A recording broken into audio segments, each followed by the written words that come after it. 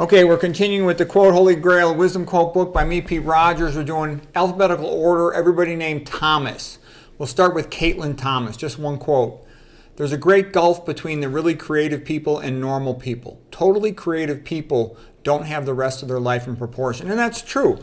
If you want to be a great achiever, you have to be a bit of a maniac. You have to focus all your energy into one thing. You know, like that Alex Hormozy guy said, the best productivity hack is to focus all your energy on one thing. That's how you get great at it. Okay, the guys who I know who are the greatest, like the Schultz brothers, wrestling national Olympic champions, all they cared about was wrestling.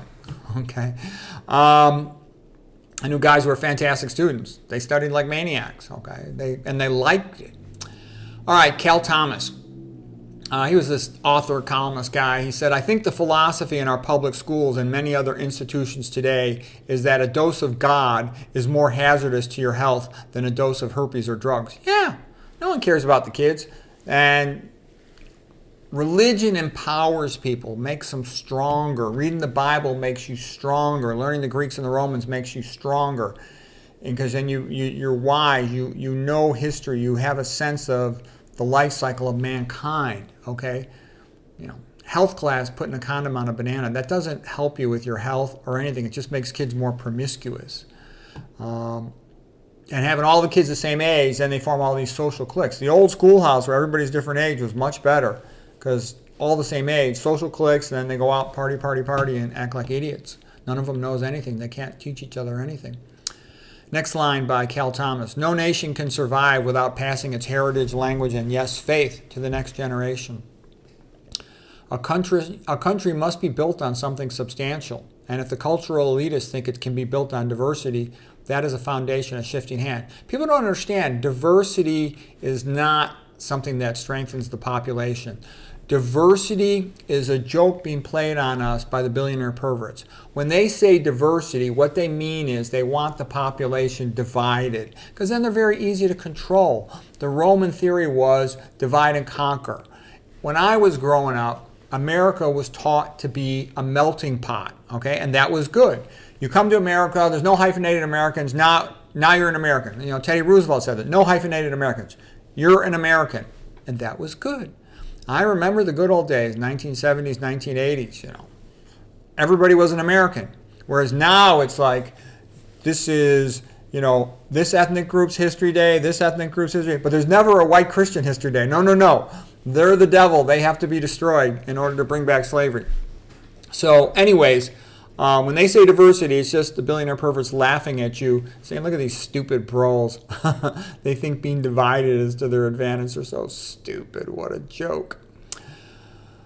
Okay, let us continue with Cal Thomas quotes. He says, to suggest that a person's strongly held religious view is less tolerant than a strongly held anti-religious view is morally and intellectually inconsistent and incorrect. Okay. Yeah, the left's like insane. It's like, if you don't want to bump off babies, you're a bad person. Yeah, like bumping off babies is something to be proud of. No, it's a disaster, okay? All right, here Cal Thomas continues. One mark of a deteriorating society is when people cannot discern between truth and lies. Yeah, that's pretty common nowadays. We are producing a generation of students who have been indoctrinated but not educated, who can repeat information, but they cannot think critically because they lack a historically based worldview. And that's true. That's been my experience talking to young people. They sort of don't know anything. It's like scary how ignorant they are. And I'm telling you, if you want to have a historical view, you have to study the ancient Greeks. There's no way around that. You have to study the ancient Romans. There is no way around that. Okay, and you should know the high points of mankind, the ancient Greeks in Athens, the Italian Renaissance, and the 1800s you should know too, the Belle Epoque, the Victorian Renaissance, the Catholic Revival, all of that stuff, the Gilded Age. You should know it because then you know what mankind is capable of. So when you see all this filth and squalor around you, like pop culture, you know that mankind could do much better, and that inspires you. You should be learning about your ancestors. They inspire us to good things. You know, the 12 years in a public school from, you know, kindergarten through senior year of high school is just a waste of time. It's like a part of your life thrown in a garbage can. If you have kids and they're young and you can avoid that, try to protect them from that and get them out of there. Okay, Dylan Thomas. He lived 1914 to 1953. He's a Welsh poet, and he's most famous for writing his one poem about do not go gently into the good night. And here's just a couple lines. Do not go gentle into that good night. Old age should burn and rave at close of day. Rage, rage against the dying of the light.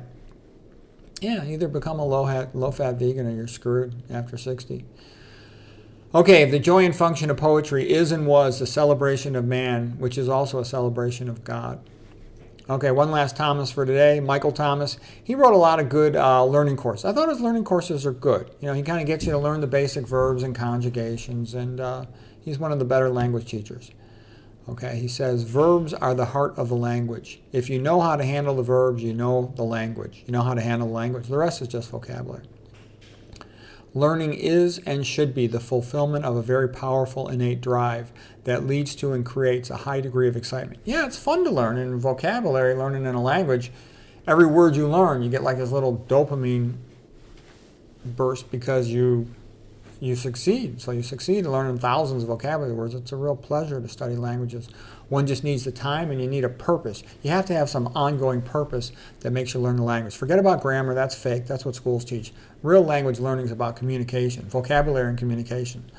Anyways, hope you found that helpful.